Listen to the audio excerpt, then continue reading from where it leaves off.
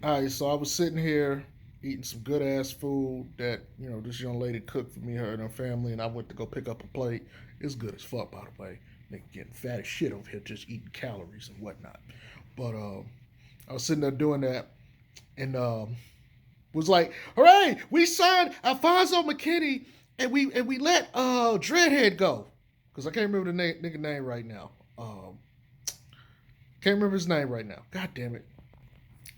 Alizé Johnson. I had to take a second to think about it. I'm like, what's that nigga name? Alizé Johnson. I was like, that was what I wanted. Let that nigga walk, or Matt Thomas, and get Alizé. I mean, and sign, my nigga. Sign Alfonso McKinney.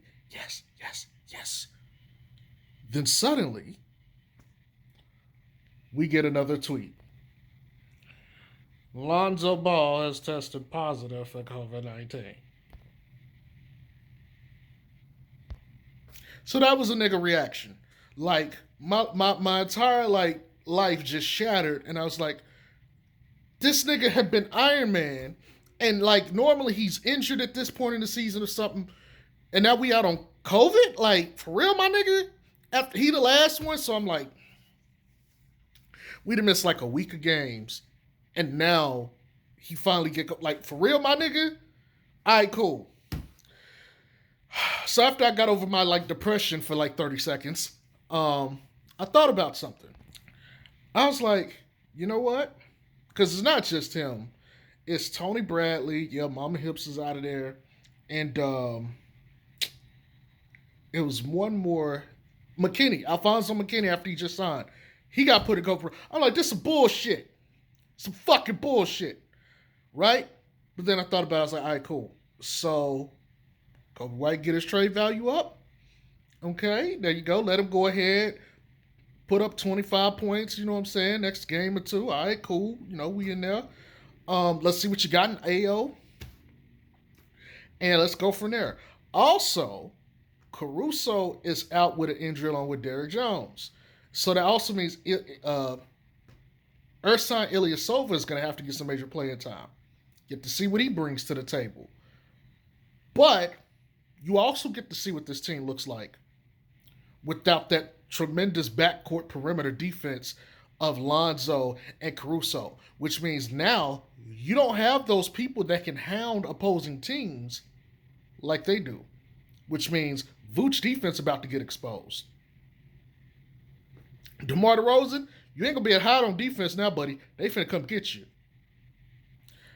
Zach LaVine, they was talking about how much your defense improved. You're gonna have to show now. You're gonna have to step up on defense. Oh, by the way, y'all don't have your two best table setters on the team right now because of COVID protocol and injury. So guess what? Y'all gotta deal with that. Y'all gotta figure that shit out. I'm gonna be watching the game. I'm gonna give post game analysis. This shit don't stop because Zoe ain't here. Back last year on the Pelicans, yeah, I probably wouldn't do it. But this year I'm watching. And this is the time for DeMar DeRozan to show that he's the point guard that he learned to be in San Antonio. I'm going to be looking for that. See, I could sit here and be depressed that Zoe ain't playing and not watch like a lot of people will do.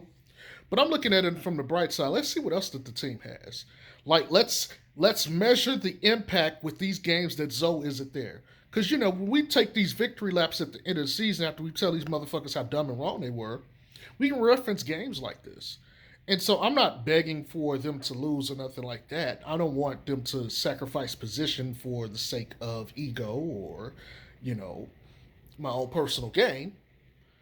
But I do want to be able to watch the game and be like, okay, this is where Zoe helps. This is where Zoe helps. This is where Caruso helps. This is where Derrick Jones helps. Mafonzo McKinney would be good here. I want to be able to point this stuff out and truly see the weaknesses in the team without those guys there.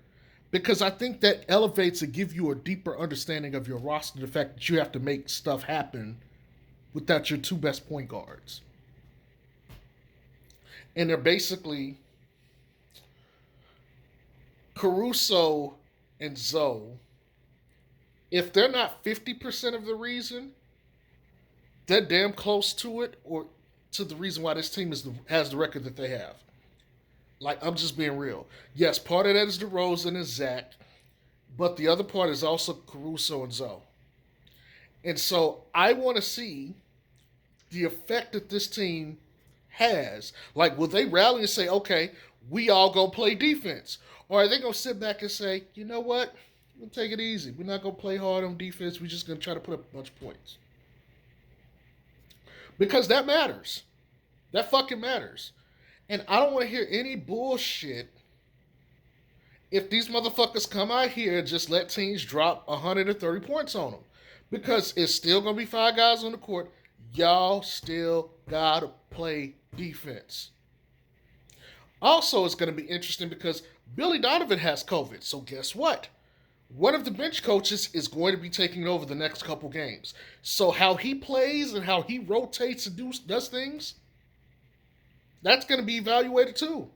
Like, people, please don't not watch the game just because Zoe isn't there, and I get it. Watch this game because this will give valuable information to or about the team. And as I've said, you can tell what this team is going, what direction they're going to do by the moves they make. These kind of games will give you insight. Now, I know some of you are going to be like, man, fuck that. I only care for Lonzo. I want to watch that shit for Lonzo. I don't blame you. You know, I'm here for Lonzo too. But at the same time, bigger picture. Bigger picture. Like I said, it don't have to be personal gain. You don't have to victory lap over Lonzo or whatever, like I plan to do. But at the same time, let's see what they got. Let's see if Ayo was really worth the pick. Because in my eyes, I was like, okay, he could be a bridge between Zoe and Levine. He could kind of switch and play a little bit of both roles. I'm going to watch to see how good Ayo is tonight. Because he better start.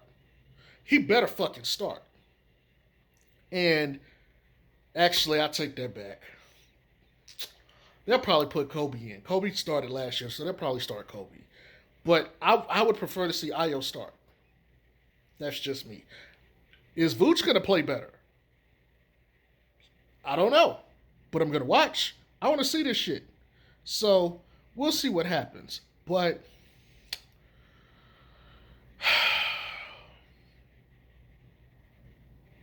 fuck, man. Why he couldn't have gotten COVID like sometime last week when they started canceling these games. Speaking of which, Atlanta has one more player that entered COVID protocol, so they got 10 guys out. We're supposed to play 3 games in the next 4 days, which is tonight.